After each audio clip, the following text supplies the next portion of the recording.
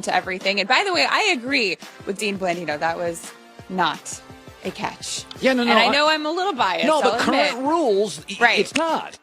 I completely agree. So here's Mike Tomlin and his opinion on that. You know, I don't have HD and all of that stuff, so, you know, it's really irrelevant how I feel about it, to be honest with you. It's not going to change the outcome of the game.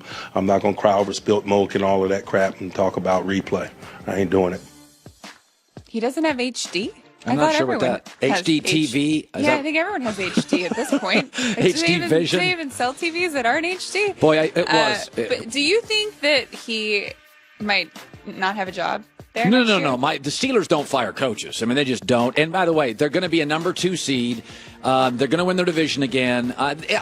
What's always bothered me about Mike and Pete Carroll to a large degree, I've said Pete and Mike are very similar to me. They have these volume, high energy, big emotion. But what's the 2 words I always use with Tomlin and Pete Carroll? They're not buttoned up in crisis. Right. But it seems like him and Ben Roethlisberger are really not seeing eye to eye. And how can you keep both of them? Well, because Big Ben's going to retire, and they're not going to get rid of Tomlin, who they like and respect, for a quarterback who's got about a year left. Okay. The Cowboys won yesterday because of that Derek Carr touchback fumble. Yeah. Jerry Jones, needless to say, was very happy about that. And he's also happy about the news that he gets Ezekiel Elliott back next week. Well, we're excited about Zeke. Zeke and I are going to meet tomorrow. And I'm going to, of course, be excited to have him back at the Star there in Dallas. We're just glad to have him back. This has been a rough year for Zeke, and he'd be the first to say that he knows his fans have had an up and down with him here, and now we're back. We're together again, and maybe we'll get a chance to really do something special. Maybe we can get in the playoffs.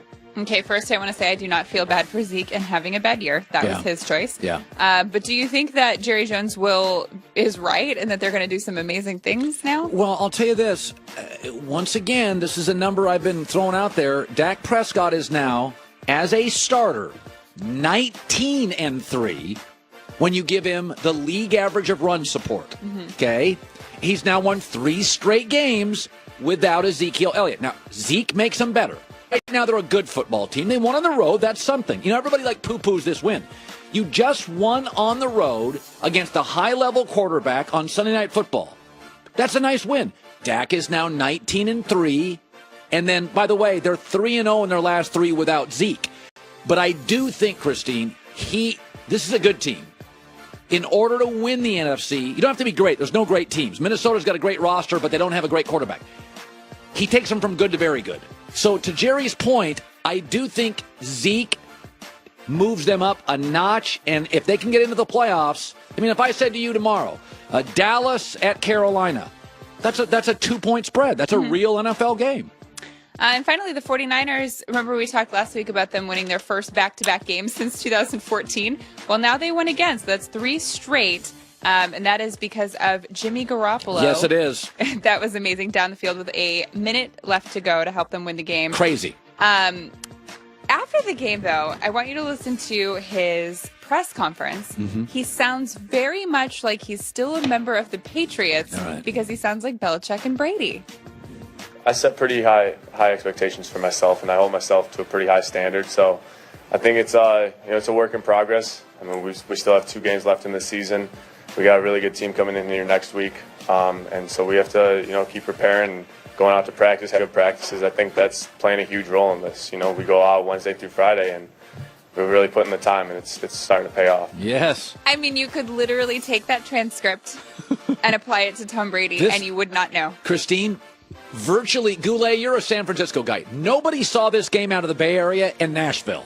This was the finish of this game. I had both TVs on. This was a great last 20 minutes of football. It also makes me think that the Patriots made a huge mistake. Because even though I have been saying I think Tom Brady is not done after this year, he's got a year or 2 at least left, they had Jimmy Garoppolo and they gave him up for a pick. This is in my right and wrong. I don't get it, Christine. Well, for 6 months, I kept saying, are any of you NFL teams paying attention? You're all looking at college guys and Kirk Cousins.